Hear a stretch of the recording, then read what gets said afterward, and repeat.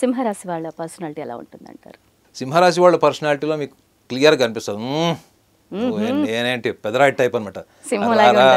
పెదరాయిడ్ సినిమాలు రజనీకాంత్ టైప్ వాళ్ళు.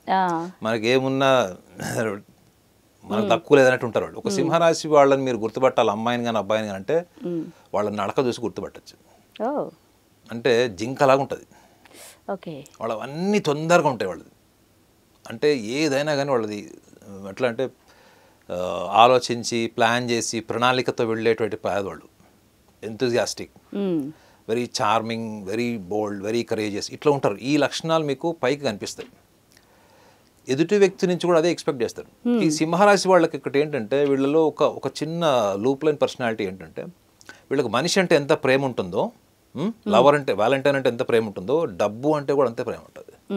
వీళ్ళు రెండు మీరు చెక్ చేసి తరాజులు వేసారనుకోండి, సింహరాశి వాళ్ళకి ఈక్వల్ ఉంటుంది. సో ఈ రెండు కోణాల్లో వర్కౌట్ అవుతుందా లేదా రిలేషన్ అని చూసుకునేటువంటి స్వభావం వల్లనే వీళ్ళు చాలామంది బ్రేకప్ వర్క్ వెళ్ళిపోతారు. బ్రేకప్ వర్క్ వచ్చేటువంటి అవకాశాలు ఉంటాయి. ఎదుటి వాళ్ళు అపార్థం చేసుకునేలాగా వీళ్ళు కొన్ని సందర్భాల్లో లేనిపోని స్టేటస్ అంతా మాట్లాడతారు.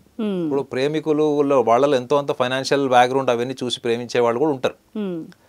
సో వీళ్ళు లేనిపోని స్టేటస్ అంతా చెప్తారు. మాకు అంత ఆస్తుందనో, లేకపోతే ఇది కార్ నాదనో, ఆ బిల్డింగ్ నాదనో ఏదో చెప్తారు. ఎందుకు చెప్తారు అంటే అమ్మాయిని అబ్బాయి కానీ అబ్బాయిని అమ్మాయి కానీ దూరం చేసుకోకుండా ఉండడం కోసం చెప్తారు. సర్వసాధారణంగా చాలా మంది ప్రేమికులు చెప్తారు అట్లా అబద్ధాలు. సో వీళ్ళు దాన్ని మేనేజ్ చేయడం కూడా పోతారు. ఇది అబద్ధం వేరు, అబద్ధాన్ని నిజమని చెప్పడం కోసం, ప్రూవ్ చేయడం కోసం కొన్ని మ్యానిపులేటివ్ ట్రిక్స్ ప్లే చేస్తారు. ఈ యొక్క బలమైన కారణం వల్లనే నా మొత్తం కెరియర్లో నేను చూసిన వాళ్ళు సింహరాశి వాళ్ళు ప్రేమికులు చాలామంది విడిపోయారు. రెండోది, వీళ్ళు విడిపోయే క్రమంలో వీళ్ళు ఎదుటి వ్యక్తుల నుంచి మాకేం ప్రయోజనం లేదు, ఇది వర్కౌట్ కాదు అనుకుంటే చాలా నిర్దాక్షిణ్యంగా ఇంకో రిలేషన్లోకి వెళ్ళిపోతారు వీళ్ళు. నిర్దాక్షిణ్యంగా ఒకవేళ మాటల్లో కూడా మీకు ఎప్పుడు ఎదుటి వ్యక్తిని చూసేటప్పుడు ఫస్ట్ ఎదుటి వ్యక్తి యొక్క బట్టలు, వాళ్ళు వేసుకున్న బ్రాండ్ ఏంటి, వాళ్ళ చేతికి ఎంత బంగారం ఉంది, వాళ్ళు ఏ కార్లో వచ్చారు, ఇవన్నీ వాళ్ళ స్కానింగ్లో డిఫాల్ట్ సాఫ్ట్వేర్ ఉంటుంది. అర్థమైందా? మనం ఎయిర్పోర్ట్లో స్కానింగ్లో మనకి రెస్ట్రిక్షన్స్ ఉంటాయి చూడండి, బ్యాగ్స్లో, లగేజ్ బ్యాగ్స్లో.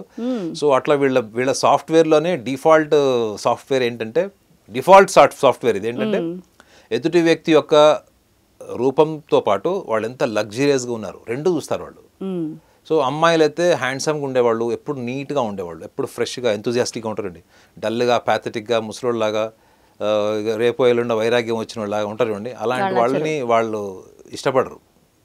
సింహరాశి అమ్మాయి ఎప్పుడు కూడా ఒక ఎంతూజియాజం, ఒక జాయ్ కనిపించేటువంటి లక్షణాలు ఉన్న వాళ్ళని చూస్తారు.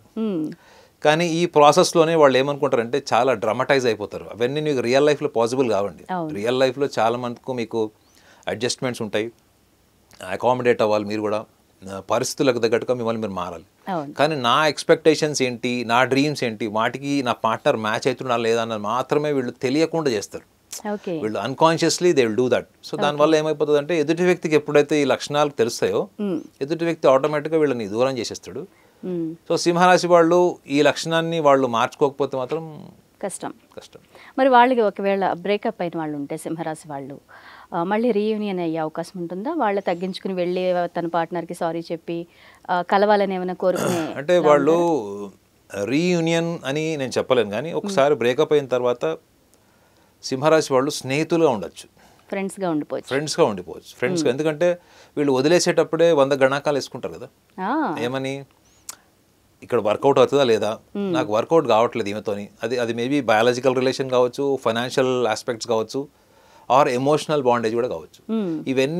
ఇవన్నీ ఎప్పుడైతే వీళ్ళు మార్క్స్ వేస్తారో, ఎప్పుడైతే ఆ మార్కులు వీళ్ళ ఎక్స్పెక్టేషన్కి తక్కువ వస్తాయో వీళ్ళే విత్డ్రా అవుతారు. మీరు చూడండి సింహరాశిలో వాళ్ళు వీళ్ళని బ్రేకప్ చేసడం కంటే వీళ్ళే బ్రేకప్ చేసేటువంటి రిలేషన్స్ ఎక్కువ ఉంటాయి, వీళ్ళే వదిలేస్తారు.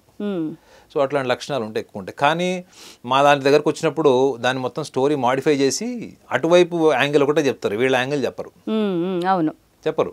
ఓకే, అవతల వాళ్ళతో తప్పు అన్నట్టుగా చూపించే ప్రయత్నం చేస్తారు, వీళ్ళు సమర్థించుకుంటారు. ఓకే, వీళ్ళు స్టేబుల్గా ఉండాలంటే ఏం చేయాలి అంటారు? వీళ్ళు స్టేబుల్గా ఉండాలంటే ఫస్ట్ మనిషికి డబ్బుకి కొంచెం తేడా ఉంటుందని తెలుసుకోవాలి వీళ్ళు. అంటే ఒక మనిషి భావోద్వేగాలతో ఉంటాడు, అంటే అందుకే చెప్తారండి మనుషులతోని మనం రిలేషన్స్ మెయింటైన్ చేయాలి. అవును, డబ్బుతో కాదు, డబ్బుని వస్తువుల్ని మనం వాడుకోవాలంటారు. వస్తువులు మనం మొబైల్ ఇవన్నీ వాడుకుంటాం, చెప్పులు ఇవన్నీ. మంచి మాట. వస్తువుల్ని మనం వాడుకోవాలి, మనుషులతో మనం ఎప్పుడు కూడా ప్రేమభావంతో కలిసి ఉండాలంటారు. వీళ్ళు ఈ స్థాయి సంస్కారానికి వీళ్ళు ఎస్టాబ్లిష్ అవ్వాలి. నిజంగా వీళ్ళు అంతర్లీనంగా ఇలే లక్షణం ఉంటుంది, కానీ పైకి చాలా బ్యూటిఫుల్గా డ్రామాటిక్గా మంచి, అది మనం ఒక గిఫ్ట్ ప్యాక్ కొని దాని మీద ప్యాక్ చేసినప్పుడు దాని మీద ఎంత బ్యూటిఫుల్ కవర్ ప్యాక్ చేస్తామో, వీళ్ళ బిహేవియర్ కమ్యూనికేషన్ అంత బ్యూటిఫుల్గా ఉంటుంది, కానీ అంతర్లీనంగా మాత్రం ఈ లక్షణాలు ఉంటాయి. సో కాబట్టి వస్తువు వేరు, మనుషుల భావోద్వేగాలు వేరు అన్నది తెలుసుకుంటే they are the most successful Valentine's.